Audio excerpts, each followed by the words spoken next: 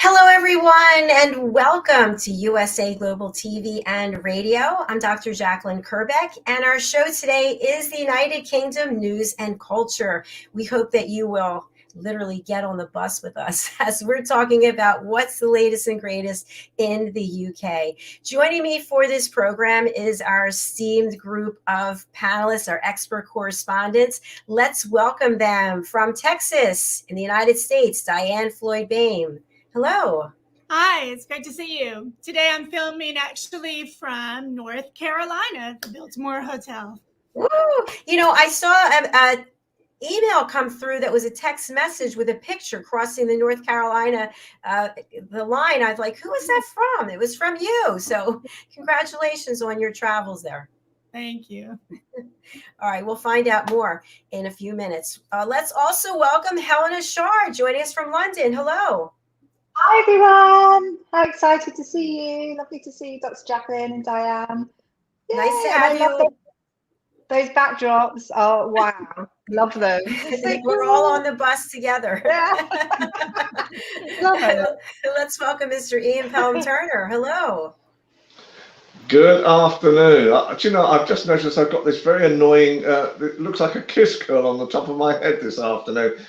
It's been so windy in London that, I don't know how to get rid of it. So anyway, I'm going to have to look like this afternoon. You look That's okay. You look great. Mr. Simon MacDonald is not here with us today, so he has the day off. We look forward to welcoming him back. So we're literally all on the bus together, which is really what this show is about, right? Celebrating the United States and the United Kingdom. Yay. And I'm really pleased that this is our 51st episode. Wow. And I'm very pleased that you've got, I think you've got one of our new energy buses. But basically, everything changed over a while back, and but I think each of those buses, if memory serves me correctly, and Helena may remind me better, but I think each bus costs £1 million, I think they're based on hydrogen now. A lot of the new buses in London, and they have different methods of actually boarding the bus as well. So it looks like you've got one of the new London buses. How about that? Wow, who knew? That's amazing. I'm ahead of my time. As always, as always. So the last time I was in London was in 2018. Did they have those buses then? No, I think they came in, it was really, I've got, Helena will probably know better than me. I've got a feeling they came in 2019 during the election time, these buses, and they are a new phenomena as well. That's rather hard to say on a Wednesday afternoon. But would you say that I literally just missed the bus then? Yeah, I'm having a sugar rush this afternoon. I came back in, and it's blowing a gale outside this afternoon, and I came back and I thought, you know what, I'm going to have a sugar rush before the thing. So I've had this wonderful coffee and this wonderful piece of lemon drizzle cake. We're talking about food again. It's a new record. Less than 5 minutes in, we're on food. I love it. If I'm hyper this afternoon, it's the sugar rush. Now, are you still using that exercise bicycle that you mentioned? Absolutely. Every morning, when I wake up, that's the start of a song. When I wake up, first of all, yeah, that's one of the first things I do in the morning is and I find that it works really well with my knees as well. So that obviously I've got a knee problem these days, and so I find it loosens up my knees no end, and I could start the day with a smile on my face. Yay! I love that. Helena, what about you? Do you exercise? I do. I don't exercise hugely, but I love to be out in nature. So first thing in the morning, I like to be up early and go for a brisk walk. And I never let the weather get the better of me. So if it's raining, for instance, like today, I still will get out, because it's no matter what, no matter what is outside, you always feel so much better. I love it. So yeah, I don't do enough exercise, but I like to get my heart rate racing just by walking quickly. So And you're in the summer, I power like to walker. swim. Maybe not a power walker, but I walk as quick as I can. I love it. Getting back with nature is wonderful. How about you, Diann? Oh, I fail. We've been so busy. I wish I could be like Helena, rain or shine. Maybe you'll be my inspiration, you two guys, Ian and Helena. I'm being honest. It doesn't. I think when you get into a routine, and that's what I've tried to do. It's not easy for me because I'm not a good book reader, for example. And this year, Helena bought me a wonderful book for Christmas, Michelle Obama's new book, and a couple other people bought me books as well. So I thought part of my plan this year is I do my exercises, I shower, and I get myself ready. And then I make a cup of tea, and then I sit down at the window. And I read the book for a little while, and it's the start of my day. Before I even have breakfast, I read a few pages of the book each day, and and I think you get used to all these things as well after a while. So it's a very exciting life that I've got these days. It sounds like the beginning of a documentary. It's conscious mindfulness, isn't it? It is. Yeah, it's good. It's really good. I wouldn't say I'm that intelligent about but it works for me. So I seem to think that once you get into a routine or something, and it starts to work for you, and the only thing I've got to try and cut out more is the dreaded sugar. I have most days, I have to be honest, I have a sugar rush. I mean, people have been buying me chocolates, and I keep on telling them I'm a reformed chocoholic. But Helen's going, no. Well, so I know we have some news and some things to discuss today, but I just, based on what we're talking about, just had a show with Janetta, and we ended up talking about values and structure and discipline versus I'll do it tomorrow. So I'd love to just go around and hear your thoughts. Someone I know really well always says, if I had a magic wand, this and this would happen. And I always say, there is no magic wand. It's discipline and structure. What are your thoughts about that? I think I'll start. I think, yeah, absolutely. Absolutely. I mean, if you to get things done, well, I'm talking from my own point of view, and I think in general, to get things done, it's to be structured is so important, and it's one of the things that I'm very big on in 2023.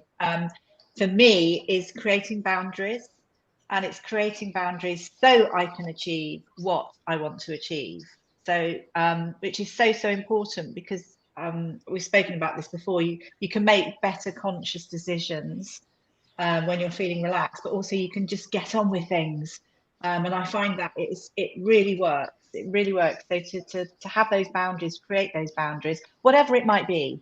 It could be that you need to take time out from family, or you don't see certain friends, or you decide you've got a certain amount of time to get on with it, get up early, just get on and work, i.e. getting up, going for a walk, and then doing your work. I don't know, it definitely, it gives you drive as well. And then you get into that routine, it perpetuates, and I find that you can get things done. So yes, I agree. But of course you can have days off, not to be too rigid. I agree with you, Helena. Now, and I want to go around here from the other two as well. But something that came up with Janetta in the work that she does to help people is many times when we are disciplined and structured, judgment comes along with that, because we're hard on ourselves saying, you were going to do this, you told yourself you were going to do it, and then you didn't get it done the way you were supposed to, and then you're annoyed with yourself, and it started like this big circle, as opposed to, hey, I'll do it whenever, I'll get to it next week, it's no big deal. Ian, I see you smiling. What are you thinking? I mean, it's almost like you're talking about manana time, isn't it, as well, where, you know, don't do today what you can put off till tomorrow. And I think, you know, once you create a structure, it's like, you know, New Year's resolutions. My New Year's resolutions this year was that I was going to take have a different way of actually waking up in the mornings and getting myself prepared for the day, because in that way, then I'm a much stronger person, you know, to be able to do other things as well. And so, yeah, I'm really pleased that I've stuck to this structure that I do right now. You know, I use the cycle for a few minutes each morning, and it loosens my knees, so it makes me feel, you know, energized in that way. You know, I have my shower and I get myself ready, and then sort of literally taking time of, even if I'm just reading 3 or 4 pages a day, with a cup of tea, you know, of a book, then it seems to sort of settle my mind ready for the day at the same time, and just, it just brings that calmness to people's lives. And I think the big thing this year is that is to bring calmness to, you know, to people's lives as well, and to the most simplest things of all: reading a book, enjoying it, having, you know, a warm drink, and looking out at the world through the window. It actually just gives you that first perspective of, you know, what the day is going to bring. And then breakfast happens, and so you know, for at least for an hour, you know, after I've woken up, I've just got that period where it's me time, and then normally I'll be rushing off to whatever you know, assignment I'd be doing that particular day. But at least I've given myself me time. So important. Thank you for sharing that. I felt like we were right there with you. How about you, Lady Diann? What are your thoughts about structured discipline versus maybe tomorrow? No, I agree with Ian and Helena. My mornings, I wake up and give thanks that I have air in my lungs, and I feel very blessed because so many other people wake up or don't wake up. So that's the first thing I do, is give thanks. And then my husband and I, that's our time together, and we kind of plan our day if we hadn't discussed some things the night before. And then we each have our own little me time. And I try to get as much writing done if I've been inspired. Lately, it's been more getting work done, signing papers and contracts and stuff. So, but hopefully I'll get back to that. But, you know, the first part of the morning is all about just being grateful and getting started for the day. If I don't go out, and if I have to smile at Helen, I wish I could be like you. If it is a lovely day, if it's not too cold, not too hot, I sound like Goldilocks, it has to be just right. And then I enjoy going for a walk with our dog and taking in the beautiful clouds and the birds. And I love being out in the garden if I can do garden work, because there's just nothing like digging in the dirt and listening to the birds sing. So I'm kind of eclectic about different things I like to do. That makes you interesting, Diann. Absolutely.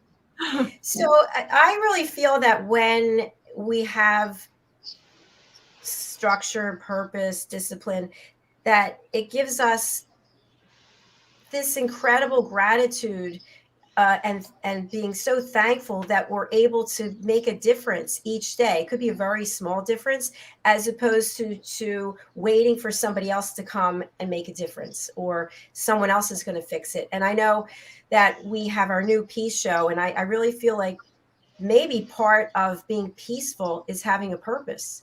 And maybe having a purpose means having time for self-care and self-reflection and gratitude and affirmations. Helen, I see you shaking your head. What do you think? Oh, absolutely. Absolutely. I mean, it all starts with self, doesn't it? We all have to have peace, however we get that peace, whether it's meditation, being thankful, mindfulness, whatever it may be, we have to have that within us. I think that's the start. It starts from within. And then you've got the ripple effect that from there you can move on to bigger things. And it's so important, because if you're not at peace, you can't move forward, because you will always be stuck. I mean, it sounds quite regimented what I'm saying, but you'll be stuck. You won't be able to give as much and work towards your dream or your passion or whatever it might be. It's so important, yeah, to feel grounded and peaceful.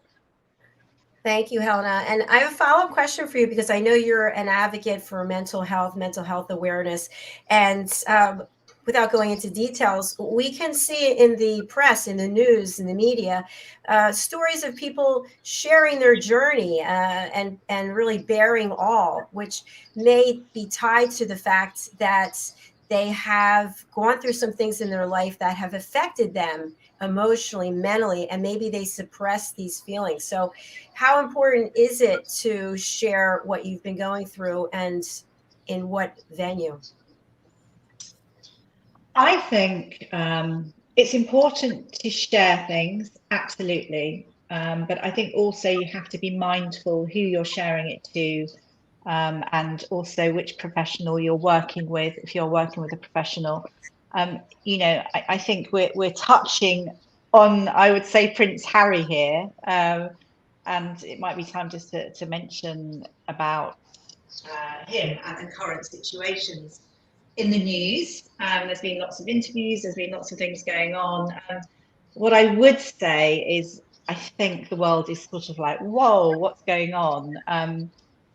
But Prince Harry has decided to write a book and share lots of very private things. I think it's okay to do that when you're talking about yourself, and it's your choice, I suppose, as a person to speak out, but you have to be mindful of other people around you. So there's quite a lot of upset at the moment. But going back to something that I feel probably lots of young people can relate to, and maybe it's from a certain time. I can appreciate Harry's pain and trauma when it comes to his mother passing all those years ago. And one thing I do feel the palace probably did get wrong, I say the palace, it's not the palace, but maybe his family didn't realise the trauma he was going through. He didn't get the correct help. And I feel what's happened is he has PTSD, without a doubt. Although he may feel he's peaceful, he's at peace now. Now he's in Montecito with his wife and children.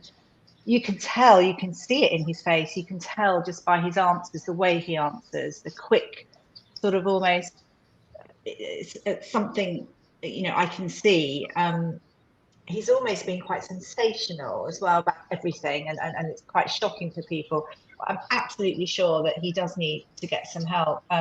Trauma is very, very complex, and actually trauma, talking about PTSD, it's complex trauma. And it's so important, I think, for everyone to know about it.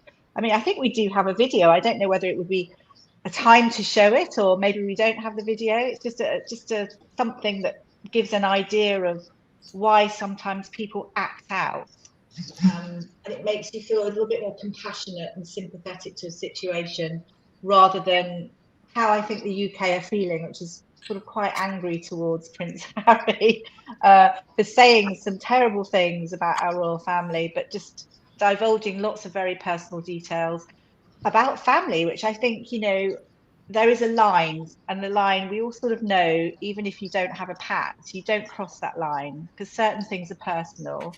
And unless someone agrees to divulge information, or the person that you're speaking about agrees to it, then that's okay, but not when it's done in such a way.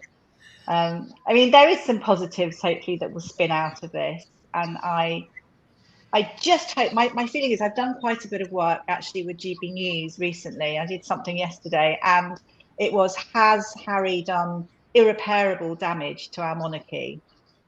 I like to think not, but you know, there is the younger generation who is, you know, the royal family and the whole monarchy are modernizing themselves, and they're in the process of it. And all these allegations have come at such a bad time, especially as we have obviously lots of fanfare that's going to be happening in 4 months. We have the coronation and we're all looking forward to it. It's going to be a great time, and we can't afford to have any dampeners because we want the world to be coming over to see us. We really, really want that. We've got lots to share. So I personally think things will blow over. But, you know, it's amazing how you can do so much damage and maybe not even realize you're doing it because there's something more deep rooted that needs sorting. Absolutely. I have a question for anybody here who can answer, maybe Diane. Wouldn't his family have to agree to have their private information and those stories shared? Because I know if you're going to cite someone or reference someone in a book, even in acknowledgments, you need their permission, is my understanding. I'll jump in here. I know when I was writing my historical fiction, I had to speak to all my cousins about their siblings that I'd be referring to, even though I wasn't using their real names, and share with them what pieces of information I was going to be using, and I did that just to be safe because I adore my cousins, and I'm talking about cousins that are second and third cousins as well. And I just think you should do that out of courtesy.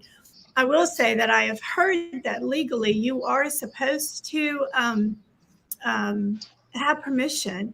I mean, we should double check it, but I think in the US it's legally you can get in a lot of trouble because it's called slander.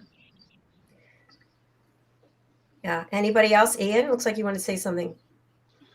No, I mean, first of all, anybody can write anything about the royal family. There's no repercussion over it because, and I think in reality, what's happening right now, what will worry Buckingham Palace more than anything is what else is going to come out.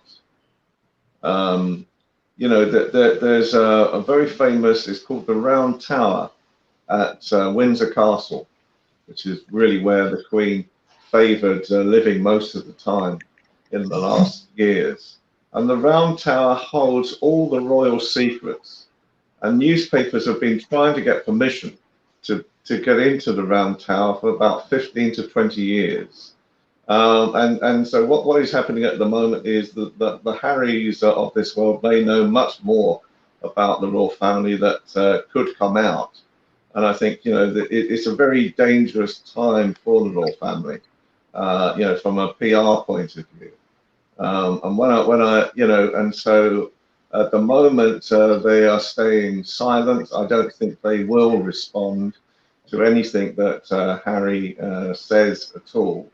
But I think they will be duly worried about what other stories may come out in the future. I don't think we've seen the end of this at all unless there is some means of actually bringing them back together again. And when Helen and I were sort of talking about it the other day, bringing in an intermediary, a professional intermediary, to actually try and bring all sides together again could be a very, very good thing. I think, you see, the thing that I noticed at the moment is it's all about Harry, and that I think he has decided to take it upon himself to voice all the concerns. And I noticed that he uses the term "my wife and family" constantly, rather than Meghan and the children.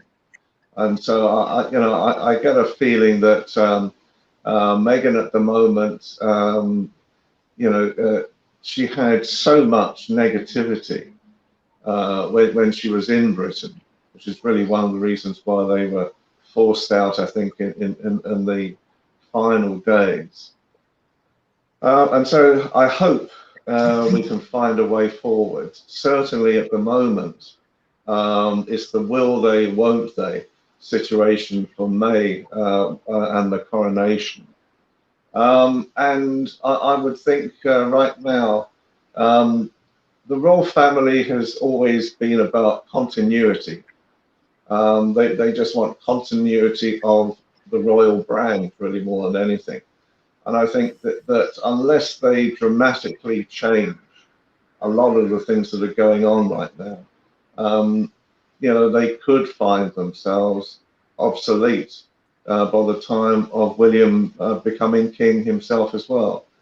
There needs to be, in my world, I mean, in my estimation, there needs to be a modernization of the royal family, much more than we're seeing right now. And I think, you know, that is really sort of something that the royal family just don't know what to do. So do you feel that this this book and the interviews and everything that Harry has shared is a catalyst for transformation in the royal family? It could be. It could be, because sorry, Helena, carry on. Sorry, go on. You don't finish. Okay. I think it could be a catalyst for change. I hope it is a catalyst for change. You know, the reality with a lot of things that I see right now, the big thing that I saw with Meghan, my feeling was that she united people of colour in Britain into thinking that the royal family represents them as well. You know, so many people that when I work with communities and they saw Meghan coming and they smiled. When I watched Meghan, and she naturally, it was uncanny for me. She was naturally doing the same things that Diana did naturally. And I think I could see why Harry had chosen her, you know, as someone who he could see virtually the same characteristics in Meghan that he could see in his mother. And I think that there was a very strong synergy there in the first place. And I hope nowadays that Britain, you know, is a multicultural society. And that the more we stand up for that multicultural society, and especially amongst the royal family as well, who are really our brand leaders, if you like, that the better the country will be in the future. Thank you, Ian. Helena? So I don't, you know, for me, of course, we want amends. We want things to work out.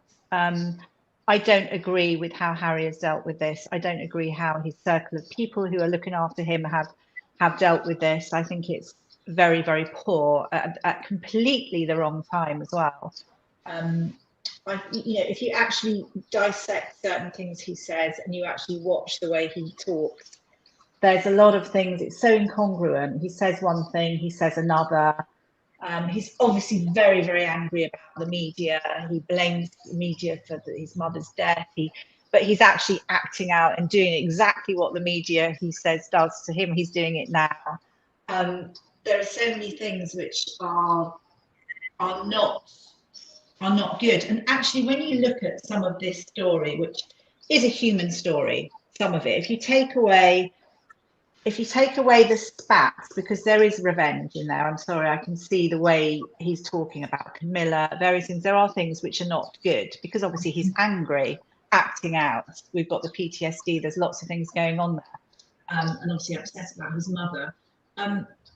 You know, some of it, I mean, it's really quite underwhelming if you look at what's been mentioned.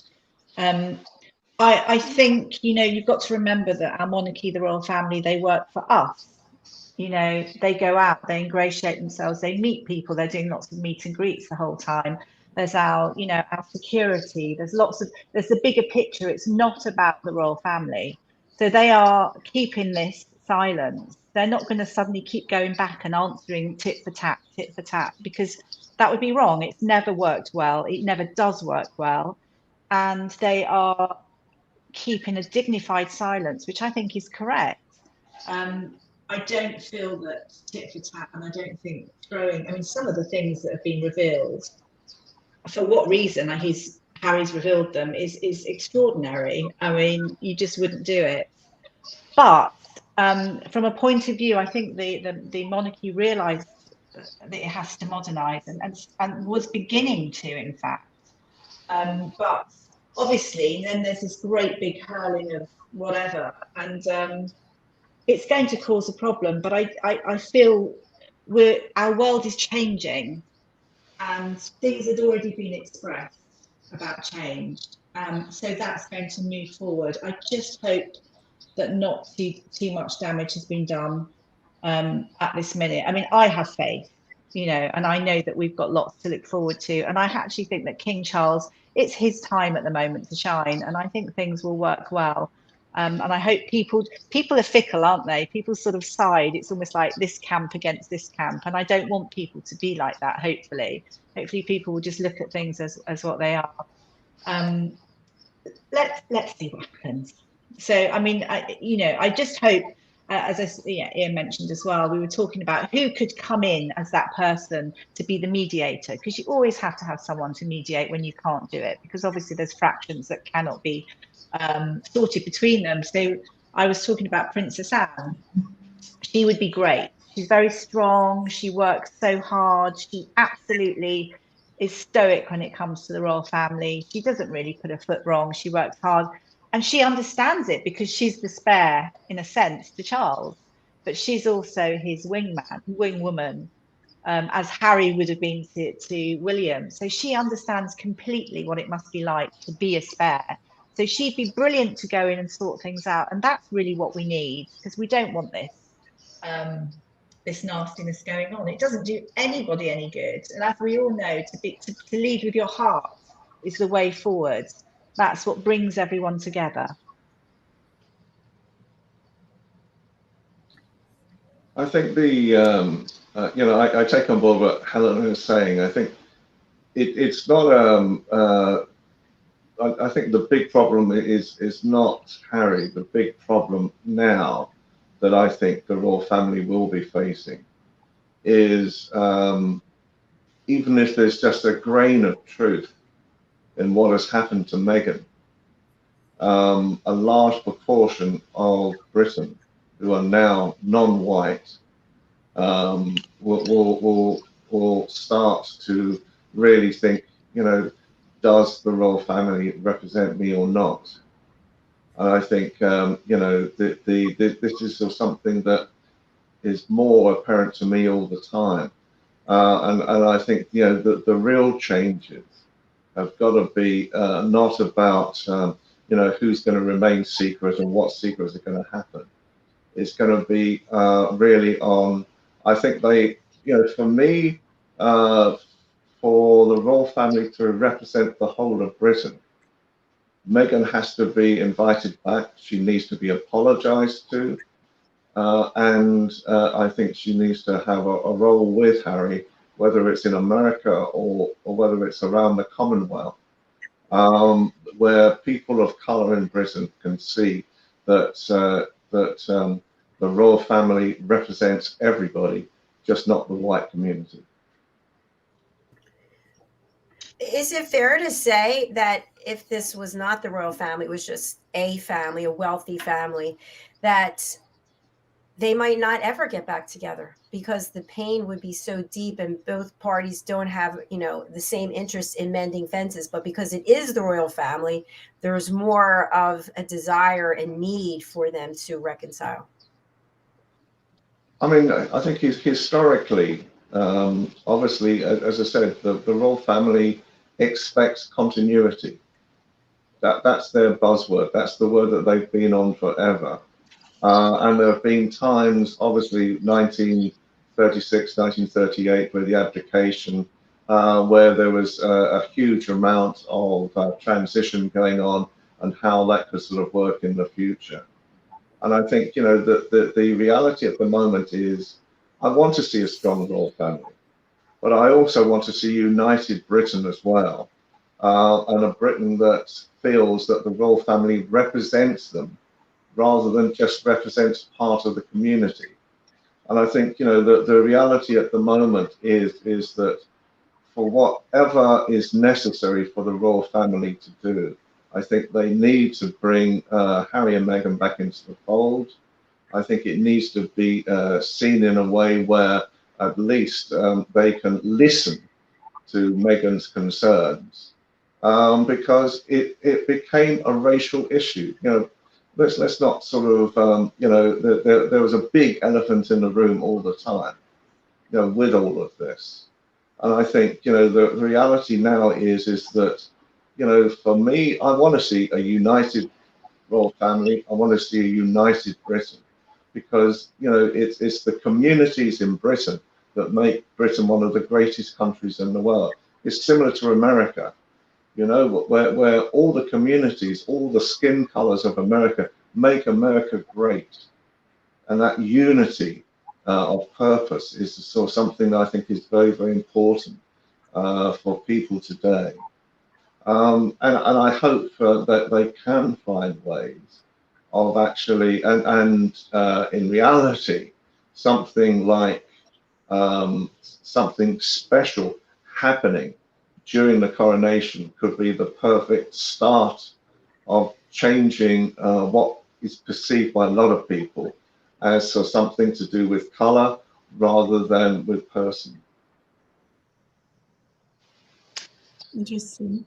So my feeling is, you know, I agree everything about cultures and people and cohesion and getting on. So part of what Ian says, absolutely. I think Ian always makes this into a race thing, the royal family, this Meghan, and it becomes this, you know, integrate black people into the royal family.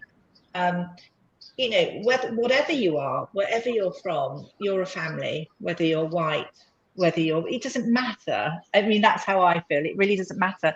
I don't think it's all about this. At the end of the day, it's people not getting on. I think sometimes we can focus too much on where you're from or, you know, what religion you are. I mean, you've got to remember King Charles is, you know, he works to embrace all faiths, all cultures. It's one of his big things. He's been like that since a young boy. I don't think it's the case. What you've got to remember is, you know, although ideally it would be good to have Harry and Meghan, yes, working in the Commonwealth and ingratiating and all working together, but you've got to also see that what they've done and all the information they've put out has been quite an attack. Do they want to be part of the royal family? You know, there has to be a degree of trust. So it's all very well wanting them to be part of the royal family, but do they want it? You know, I see a couple who are probably, well, hopefully they're going to be happy soon and they'll move on to other things. That's what I see. I think from a race point of view, one of my bugbears, should I say, about that's happened is for a few years here, there was a lot of, oh, you know, you're racist, you're this, you're that, you know, the royal family was supposed to be racist after the Oprah and Harry and Meghan chat a few years ago. I've lost sort of track of timing. Apologies if it's not a couple of years ago. So we had this almost like this awful dark time here in the UK, and it creates a horrible feeling, as Harry will know. It's done, and he did an interview with one of our top presenters here, and when it was mentioned about the race thing, he said, "Oh no, we didn't mean that the family were racist. The royal family aren't racist." He talks about silence is toxic. Well, when he realised that the conversation they had with Oprah, which basically brought up this whole situation, insinuating the royal family were racist, that was the time to come in and say, we didn't mean that. And then it takes it away, but that didn't happen. So they allowed that to continue. So there's lots of things which are just not good and not what you would do. And when you actually take all these tiny little bits and pieces, there's so much to be discussed, because to work as a unit and to get on takes a lot of work. And let's be honest, you know, not everybody loves it. You know, when you're a family, you don't love everybody. You know, you don't love your, I don't know, definitely your step brothers, sisters as much, maybe. You know, people aggravate you. It doesn't always have to be to do with other things. It could be genuinely that you just don't get on for whatever reason. But you learn to work as a unit. So, I mean, gosh, sorry, we weren't going to be talking.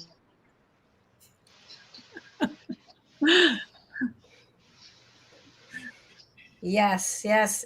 And it's interesting because that's the way we're going to end our show, apparently, because we have another show coming up right after this. So, Ian, I'm going to go over to you, and then Diane, we'll see if Helena comes back. What would you like to have our audience take away from our show today? I think that Britain is a caring society. First of all, it's a multicultural society, and we value every citizen in Britain. That is my aim, and always has been my aim, is to talk about issues that sometimes may be slightly more volatile in nature, but I think it needs to be said. But you know, I don't talk on behalf of ethnic minorities, but they're not nowadays, that they're majorities through as well. But I just feel personally that from very, very early days, when I was raised, you know, as a very young child, anybody who came through our door, we were just a working class family. My parents helped. Didn't matter their skin color, their religion, whatever, you know, and they didn't want anything in return. And so that's the values that I've carried on throughout my entire life as well. And I think, you know, with the royal family, I want to see the royal family united. I want to see the country united.